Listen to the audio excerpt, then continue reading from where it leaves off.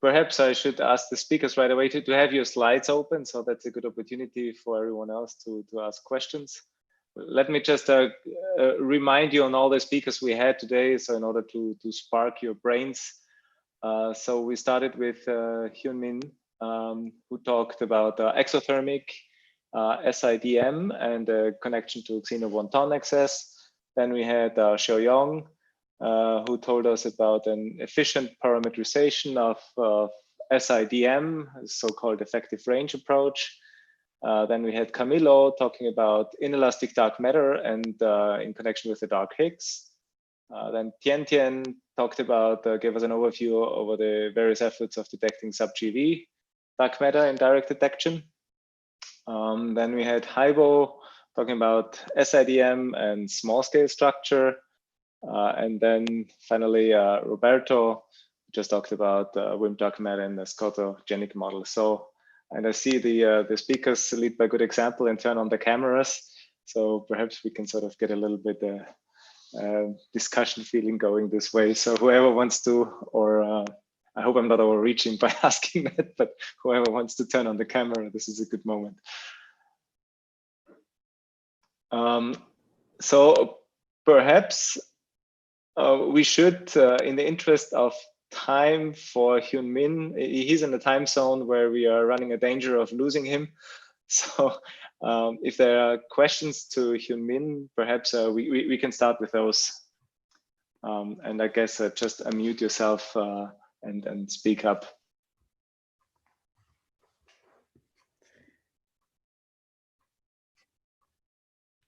Yeah, actually, I'm sleepy. You're sleepy. Perhaps I can ask a very quick question. Yeah, I have a question to other guys, but you have a question to others. Well, then we should also prioritize. Yeah, you can ask. Okay. I have one quick question. It was just at some point on one of your slides, you had a diagram with basically 3 vector particles connected to an electron loop, and just, you know, by seeing this, it dangerously looks like a zero diagram, just because of Landau-Young theorem or Fari theorem. So is this so sorry, where was the sorry, am I sharing my screen? Yes, you do. Yeah, I think you are mentioning this one. This diagram, right? Yes. Yeah, I think that this is the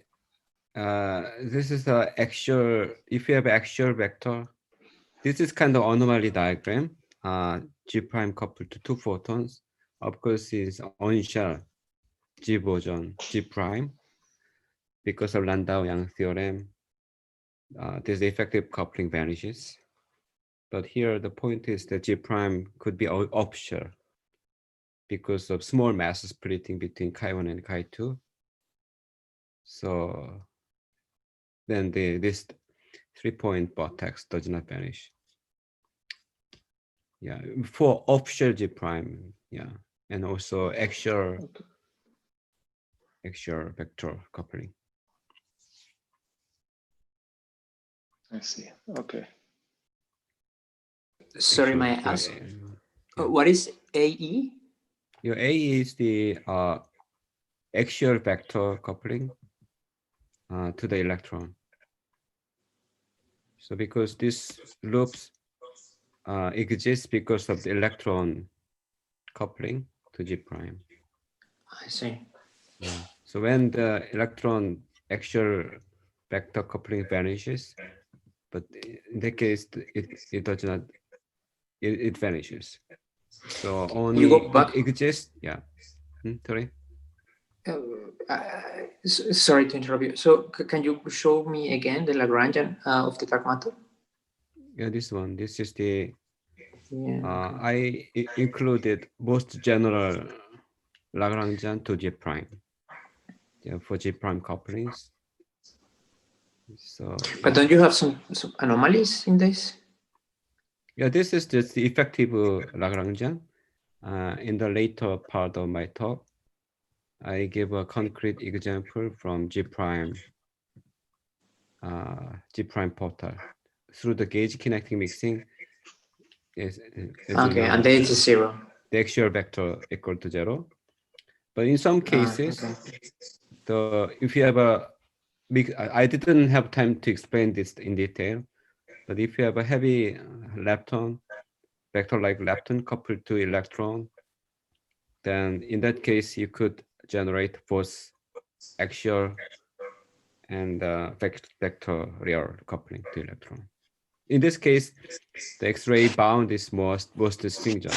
As you can see from this figure, the blue region is excluded because of X-ray constraint. So it's a model dependent, but this is more dangerous example. So vector like lepton. So I think the G prime, there's no problem. Okay, thank you. Yeah, I just want, since you are sharing the slides, I just want, in your last model, I guess, is Dagmeso model. I guess it's a multi-component model, right? Yeah, multi-component. Yeah, in that case, how you decide the relative relic abundance of each Dag particle, your kaons and pions, you simply take the Boltzmann separation. So here, I think the dominant annihilation, I think I forgot to put the dark matter annihilation channel, sorry. But the dark matter discussion will be in the new paper, which will appear tomorrow. But here, essentially, we have all the dark matter measures to be equally populated. But they have different mass. I just want. Since they are different masses, of course. Sorry, this is. Okay. I forgot to tell you about the effect of the late decoupling because of the mass splitting. But we have included that in this figure. For instance, the decoupling temperature. So this is the case when the decoupling temperature equal to 1 keV, but typically decoupling temperature is determined, I mean the kinetic decoupling. And then of course the dark matter chemical decoupling, there's the chemical decoupling I just want, sorry, between two dark matter components. Of course the heavier component, the abundance of the heavier component depends strongly on the mass splitting. Yeah, like you could have heavy particles annihilate to your light particles in pairs. Those channels are important, but we took the Boltzmann suppression to be sufficiently small. So e to the minus mass splitting divided by dark matter temperature. So we have such a Boltzmann suppression if dark matter temperature at the freeze out is very small. But very very small. Sorry, very large.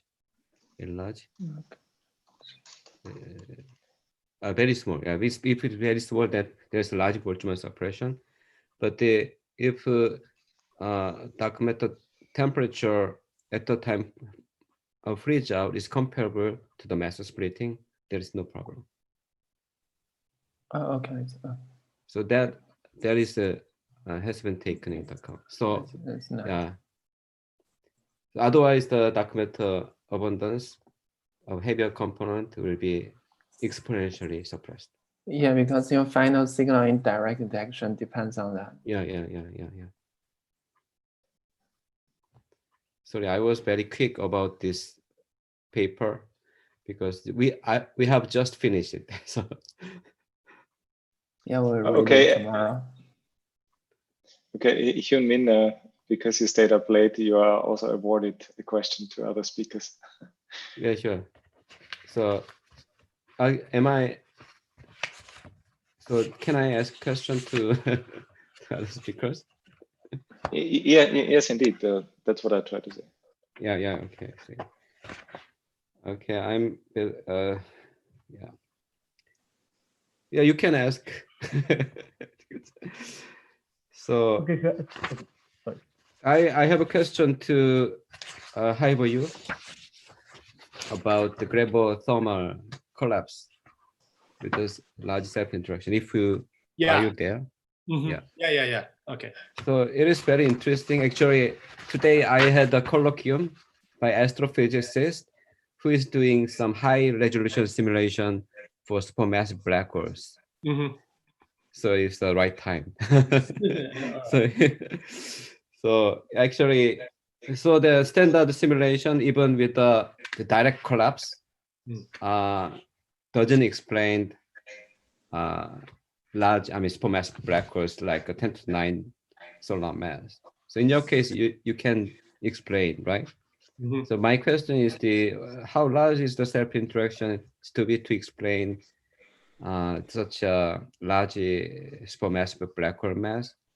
Yeah. And whether it is consistent with the self-interacting dark matter Yeah. that So we see now.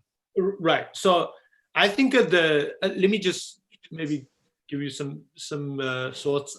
In terms of the direct collapse, some of the supermassive black holes, the direct collapse idea may explain. That is because if the black hole has a high accretion efficiency, which means if they can accrete things very fast, then the initial seed mass can be lower. Let's say it can be as low as 10 to the 6 solar mass at early time, then the direct collapse works. But very recently, astronomers discovered a large class of supermassive black holes. The accretion efficiency is very, very low. It's close to 0.1, which means the initial seed mass has to be 10 to the 9 to start with. So direct, there's 3 orders of magnitude gap. Okay, there's no hope. But in SIDM case, one is that the cross-section you need is order 1 centimeter square per gram. This is consistent with observations of the fit to the rotation of our spiral galaxies. But what you need is the halo mass to be pretty high. So the halo mass has to be like about, for the most challenging ones, the halo mass has to be 10 to the 11 solar mass. That is because only like around 1% or few percent of the dark matter will, in the central region, will collapse into a black hole, right? So the initial halo mass has to be high. So then you can estimate how likely such high mass halo exists when the redshift is, let's say, high, right? 7 or 8. Its probability is low, but however, observation shows that the number density of the supermassive black hole, such high mass, is also extremely low, right? So you can, of course, this more work needs to be done to connect the predictions in terms of number density compared to the observations. But we roughly estimate only so the observed number density is extremely low. So it's kind of overall, it's kind of consistent with the theoretical expectation that you have to have a very high halo mass with a high redshift. Yeah, all the model parameters are consistent. But one tricky thing is that you may wonder if the core collapse can happen so often, then probably you'll see all the Cuspy density profile even in dwarf galaxy. But you don't see this, right? In some dwarf galaxy, you still see shallow density profile. The reason is the following. You have to speed up the core collapse process with a cross-section 1 centimeter square per gram issue. Those galaxies have to be very baryon dominated to start with. So presence of baryons will speed up this process. But this is, again, is expected from observation in the sense that those observations are from quasars. Quasars, observations show that those early galaxies are very mature. They have a lot of baryons. So it's natural to expect that, they are very early stage that baryon dominate in the central region. Let's see. Okay. Thank you. Yeah, it's interesting. Yeah. So I do have something in mind. So for instance, how tuned this cross-section over mass should be to accommodate the diversity problem, and everything else. Yeah. So excellent. So overall, roughly speaking, what we have shown is cross-section in the order of 1 centimeter square per gram. It's kind of, you know, the details depend on the selection bias of the galaxies. You know, if you choose a galaxy with larger density cores, then if you wanted to keep all the concentration, all the halos, which within 2 sigma, so you would prefer minimum cross-section, whether you like is like 3 centimeters square per gram issue. But if you really think those are outliers, then all the 1 centimeter square per gram issue is good. So if you cross-section roughly like 1 centimeter square per gram is you need, but if you increase the cross-section, or most of those fits are not sensitive to how big the cross-section is actually. So there's some degeneracy over there. So I would say that as long as the cross-section larger, bigger than 1 centimeter square per gram issue, so for most of galaxies, you can all accommodate. Larger cross-section, you know, higher than 10, probably a lot of galaxies may see core collapse. But between like 1 centimeter square per gram to 10 centimeters square per gram, the scenario will not change dramatically.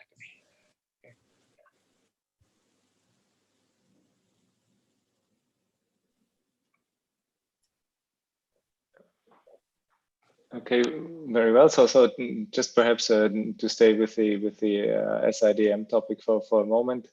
So I wonder, I guess it's a question for Haibo and Xiaoyong at the same time. I mean, so Yong, you mentioned that you gave a futuristic outlook saying at one point if you will be able to measure the velocity dependence of dark matter self-scattering, and then you showed how you can actually say something about the interaction, right? And then Haibo had a similar theme where sort of he does particle physics on the sky.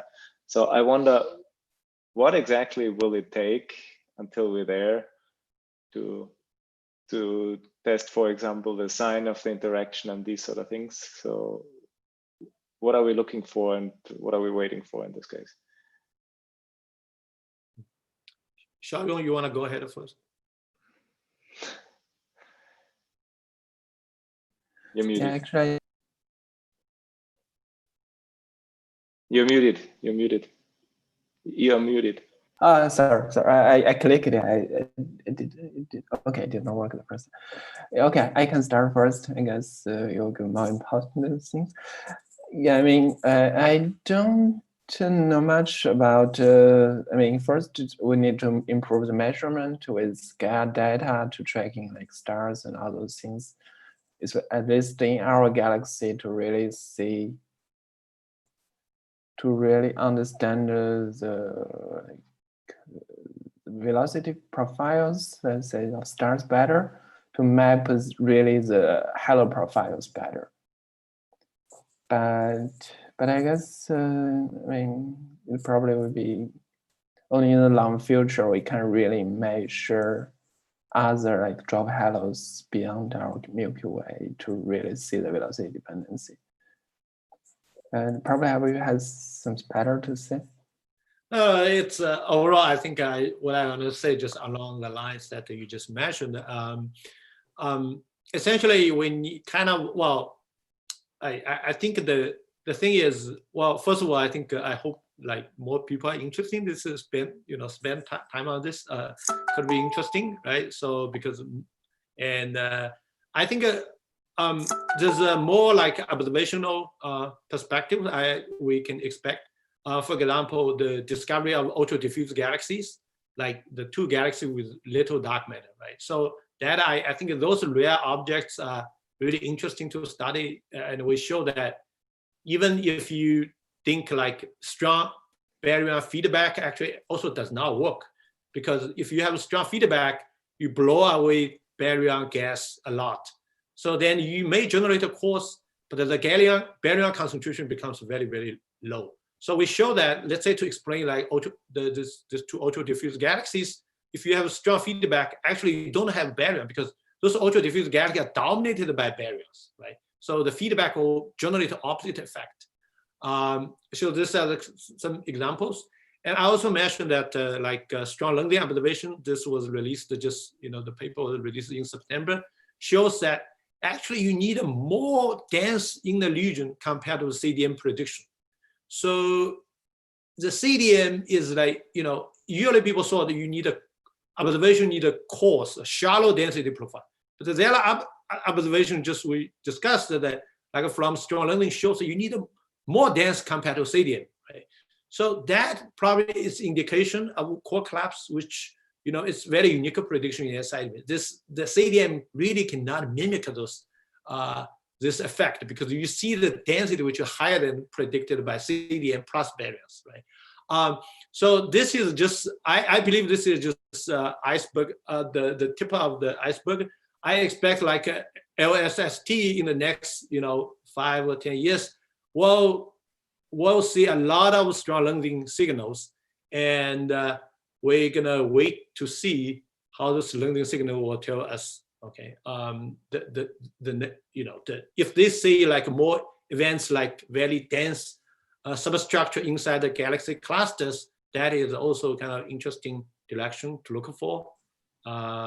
Yeah, overall, I think my feeling is that more and more observations show the dark matter distribution is more diverse, right? In different systems, can be very low density, can be very high density. The overall range is what the CDM harder to explain. Yeah, thanks for the question. May I comment on this effective range theory? Can you guys hear me? Go ahead. Yes, go ahead, please. Okay. Yeah. Just to answer your question in terms of these parameters that Young showed, because what we find in the paper is that even if we know the velocity dependence completely, so let's suppose that we are really futuristic and we manage to measure like what Hogwood proposed in his paper in 2015, like like what you would do in a collider experiment, so the cross section as a function of velocity. Even if you do that, I think you cannot determine the effective range parameters, because there are degeneracies associated to, for instance, the signs, which are crucial for knowing whether you have a light mediator or a bound state, or this thing that Young showed in the plot.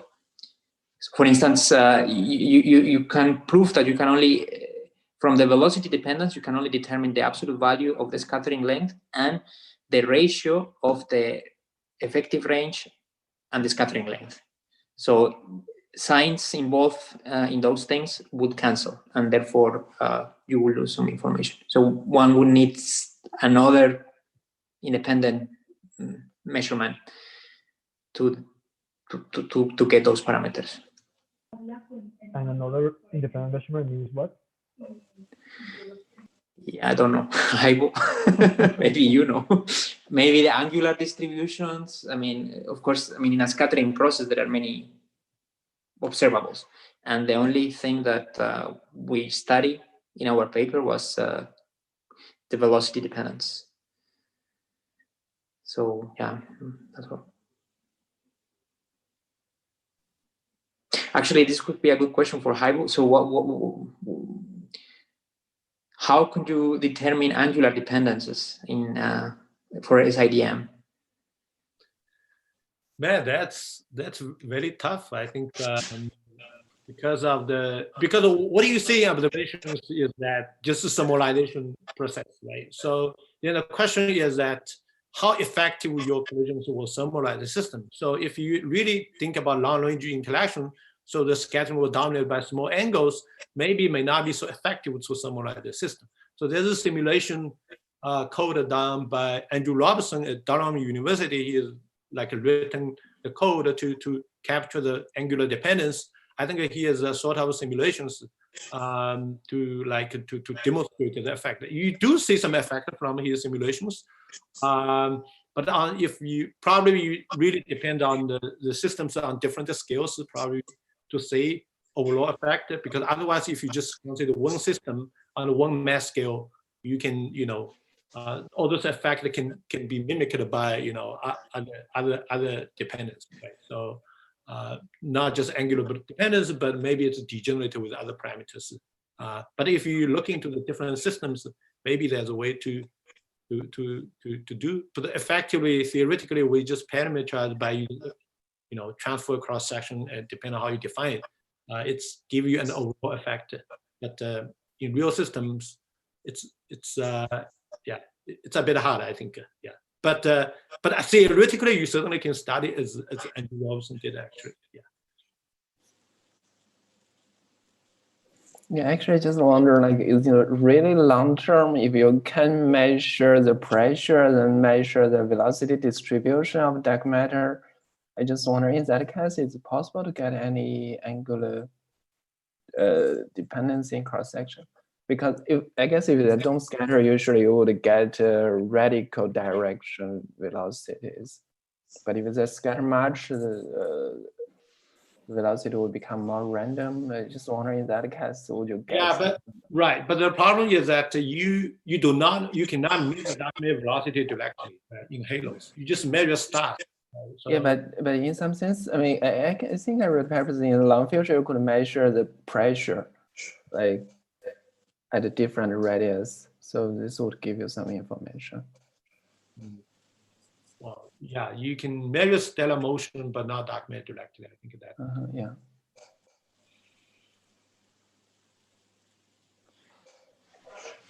I'd have a quick question for Tian. Just okay. You mentioned this OSCOR effort, and you said if it gets funded. So can you say a little bit more about this? Who is this? Is this you guys? And are you pitching it to someone, or what is? Yeah. So the R&D, so this research and design phase, has been funded, and so that's going on. And I believe then in 2 or 3 years it'll get pitched to the DOE to continue to build the full-scale experiment. So right now is kind of seeing the feasibility, and I'm not directly involved, but at some level it's supposed to be everybody who's ever thought about. It's Juan Estrada, Ruben, Paulo Privatera, and Alvaro Chavarria, I think, so far are on the R&D. But the idea is that anybody who is interested in silicon CCDs for dark matter would join this effort. So that's the idea. Oh, Katie, could you say a little? Sorry, could you say a little bit more about that experiment? It's a kind of upgrade of the. Yeah, it's like the next generation. So the next generation of these experiments should be DAMIC M, which will be 1 kilogram. And OSCOR will be 10 kilograms. So after Sensei is done, after DAMIC M is done, then the idea is then you have OSCOR, and because it's a much larger experiment, it'll be a conglomeration of all the previous experiments. And also, if people are interested, so maybe I can advertise a bit. If you're interested in joining this effort, I would contact. I think Juan Estrada is probably the best person to talk to. What is the timeline? Sorry.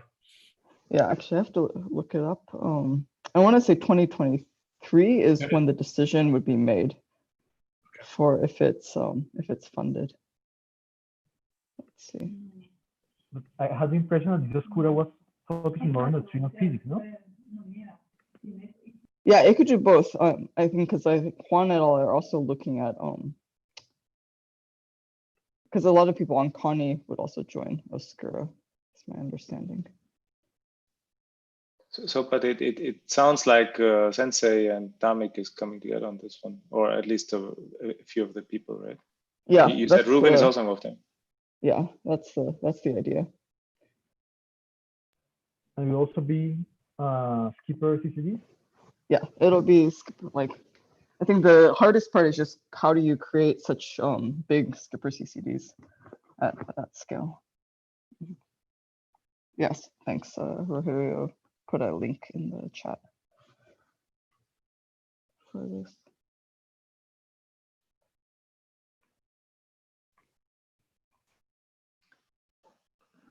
Okay, do we have more questions? I have a question for Tian.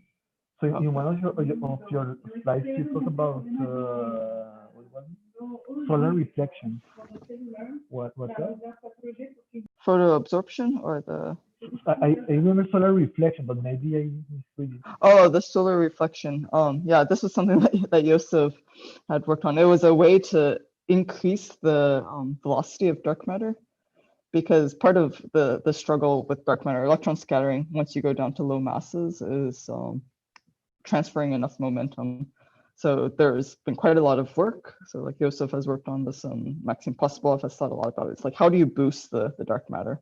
So one of them was you could have scatterings in the sun that would boost this dark matter. Thank you Josef, very much, if you want to. Nicolas, for advertising our paper. My follow-up question is why this is only very lightly dotted in your plot and not solidly shaded? Oh, yeah. It's a joke. It's a joke though. Okay. I had actually, so can I ask my question to Camilo that I asked at Please. the coffee break? So it was a question about whether you could look for the electron decay, and the idea was there because it has such a long lifetime, it would be an invisible decay in the detector. And you had mentioned that there was some experimental effort to look for. Yeah. So I don't know the details completely, but they're planning to build another detector close to Bell 2. So it's called Gazelle. And with this, you should be able to observe displays, vertex signatures that are much longer. For instance, you should be able to see that sort of effect. But I don't know. I don't know the details completely. I know that people are interested in this inelastic dark matter scenario with dark Higgs, precisely because of that reason. But that's all I can say for now. I see. But even if you don't build the second detector, could you reinterpret missing energy searches? Yeah, in this model, yes, because even if you don't observe the Higgs, you could observe the other leg of the of the diagram, and in that case, you can infer what the energy of the dark Higgs is. Yes, so in this case, you can. But I think it's, yeah, I don't know if you can determine whether you can determine that that Higgs was produced. I mean, from kinematics, but I don't think you can tell that the Higgs would decay into 2 electrons, right? That's not possible, I think. Right, yeah. But you could still be sensitive to this model. Yes, yeah, exactly. That for sure, yes.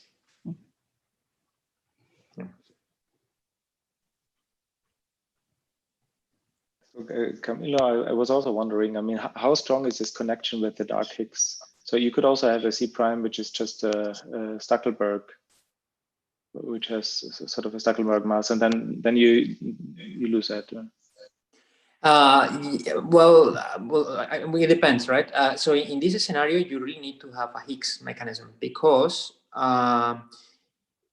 you not only have the dark photon, you also have this mass splitting. Okay, so and the mass splitting must come from some breaking of the global, of the local symmetry, which means that yeah, you need to put a Higgs. I mean, in the Stackelberg case, you don't break the symmetry; you just get a mass for the dark photon. But in this case, if you really want to get a mass splitting, you need to Higgs it. So actually, the motivation is how can I make sense of the fact that simultaneously I have a mass splitting and a dark photon. Of course, this is just calling for a Higgs mechanism, right? That's why we did it. And of course, the phenomenology is modified substantially because of that.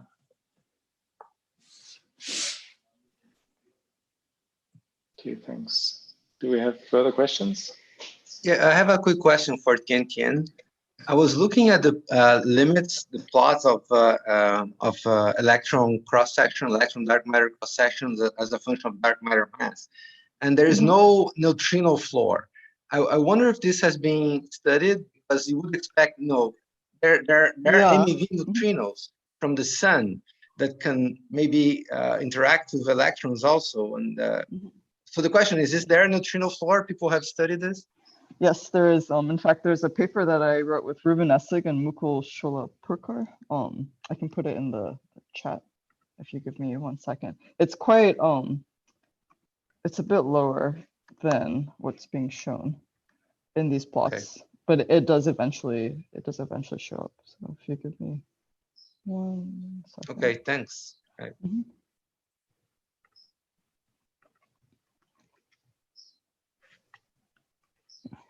Okay, I guess we should probably soon come to a closure.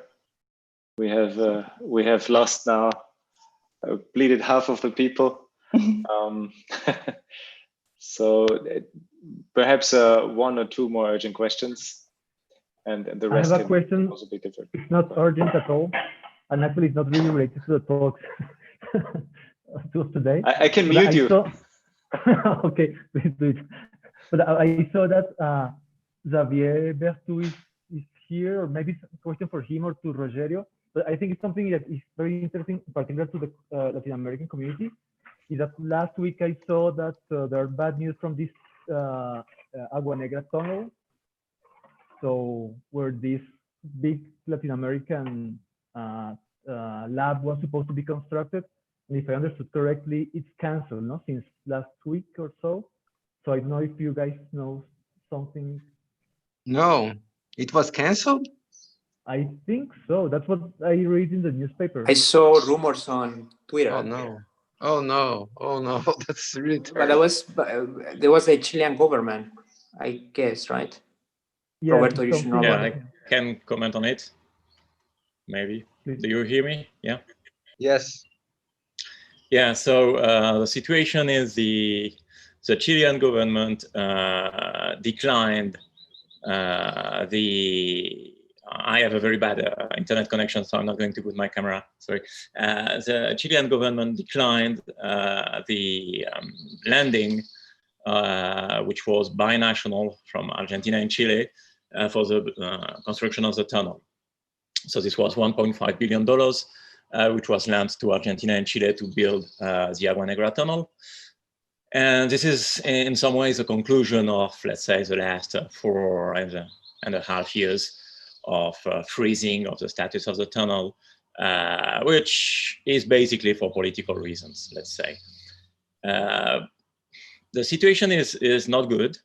And actually, there is an article in the newspaper from 2 days ago from me complaining about that. So I have a call in an hour with the people from the Argentine embassy in Chile to discuss what we can do. So the situation of the tunnel is a bit stuck. Andes has always been very strongly supported, of course, from the science side, but also from the political side. So basically, if the tunnel is built, it's very likely we'll get Andes. But the big question is about the tunnel. And so last week I gave a talk at the meeting about Andes, and I ended with this bad news. I think, of course, it's a bad news, but also there is just 1 more year of the current Chilean government in charge. The opposition has made it very clear that the tunnel is a priority for them.